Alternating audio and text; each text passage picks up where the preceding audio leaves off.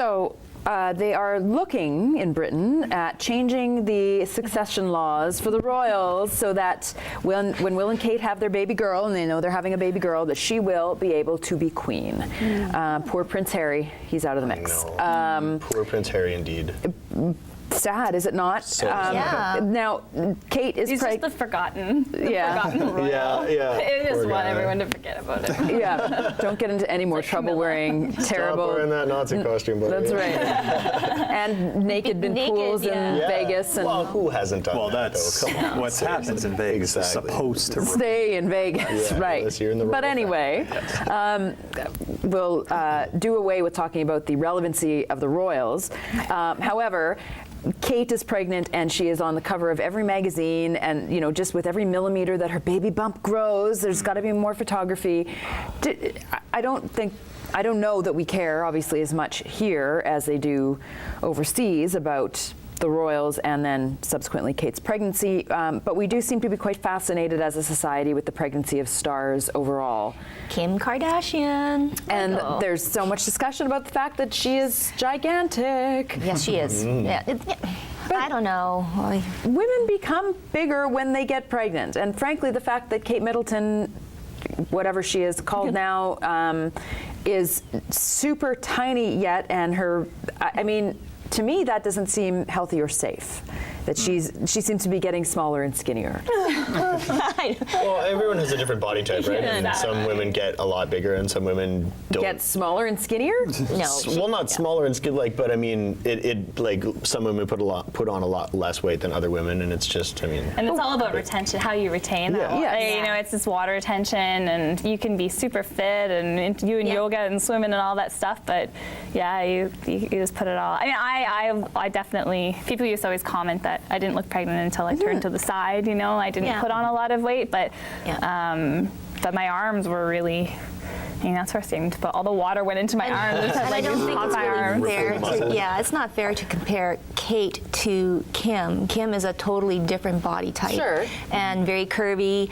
She probably, outweighs Kate normally by probably 30 to 40 pounds anyways. See, Kate was pretty you can. exactly. Yeah. So it's all dependent on how you carry like Kim too. And Well, I don't think it's fair to compare anyone to anyone. Like I think it's so ridiculous that we even put these people in magazines. Like, oh, look how much weight they put. Like, seriously, that's so unhealthy. Well, and that's where I was sort of wanting to go with this conversation, in the sense that, go into Safeway or Sobeys or wherever you shop and look at the magazines, and Kim Kardashian is on the front of many magazines right now with many really insulting headlines about her size. Yeah, it's not bad enough that as women you have to be worried about your weight just on a day-to-day basis, but even when you're pregnant and supposed to be putting on weight, hey, and that's not okay either. I'm creating the miracle of life, but horrible. I'm like 5 pounds overweight, so please make fun of me. Like, it's ridiculous. Yeah, it's scary. But these magazines wouldn't keep printing if people didn't keep buying them. Yeah, that's true. Right? We keep them in business. What is the fascination? Like, I don't think any of us have that particular fascination necessarily. I have to admit, I don't even know who Kim Kardashian is. Yes, you do. Well, I know the name, but I wouldn't be able to pick her out of a police lineup. Do you think that it's no clue. No kidding. It's part of like a spin doctor, like TMZ. They decide. It's almost like they decide what is going to be popular. So they flood everything, right? And they tweet it or whatever on social media about Kim. And she's going through a divorce too, and then it's like, the flavor of the month kind of thing.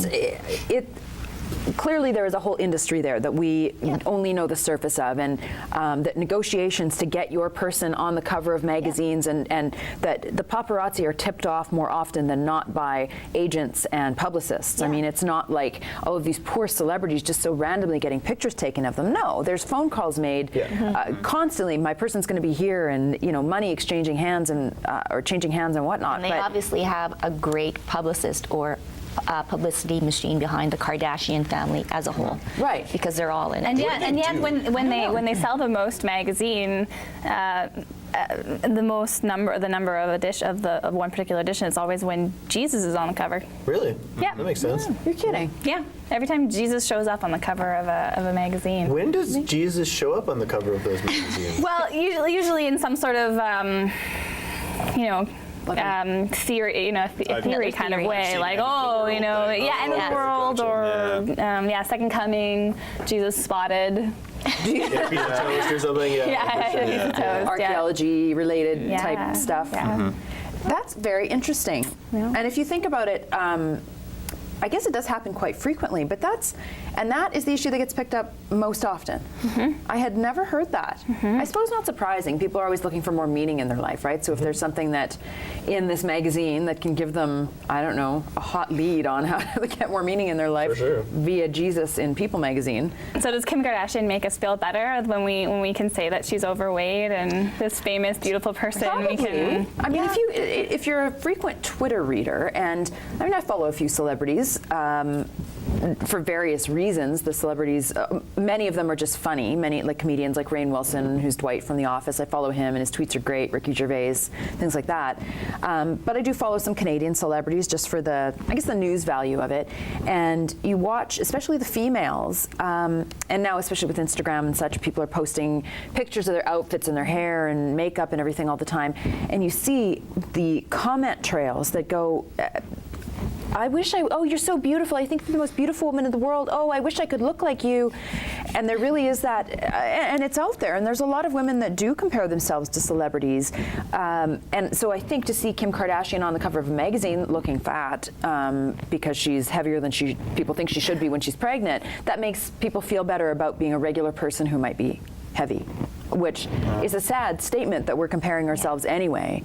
But I think it might make some people feel better, but I think it makes more people feel worse. Because when you're putting someone on the cover of a magazine being like, oh my goodness, look, she looks so fat, and then someone looks at that and says, wow, she looks like me. I look fat too. I'm not acceptable to society. I need to improve myself. I think that's super hurtful and hard.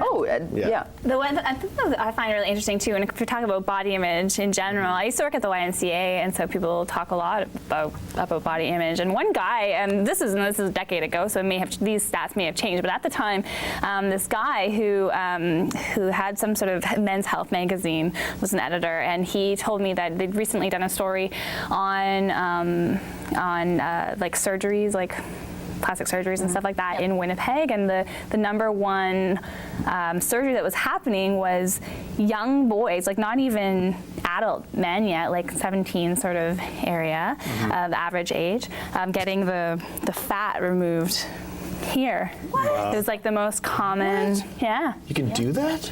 Yeah. I have to leave for a completely unrelated reason. I just remember being so taken aback because I was thinking, oh, it's probably tummy tuck, it's probably breast enhancement or whatever, and probably because it is a more simple procedure. But this was the most popular at that time, and so it's not just women who are worried about. By no means, and I think it's a far greater problem with men. I mean, as far as coming out, women, we know, and we've fought the battles and everything like that. But for men, it's really, talking about anorexia and bulimia. Well, you automatically associate that with females, but I mean, Mitch, in sports, it's rampant too, and body image is so important. And speaking of that, so I guess, for guys, they want to have that flat chest, and for some men, which we call them man boobs or whatever, that's what it is, right? They're a little bit more. Can I say that on air? Yeah. You just did. I know, yeah. Today. Now we're moving into man boobs. We're getting into. Yeah. No. Well, I think with that, maybe we should just go back to work. I feel like we're going off the rails. Everybody have a good weekend, and we'll see you back here next week. Man boobs. Okay.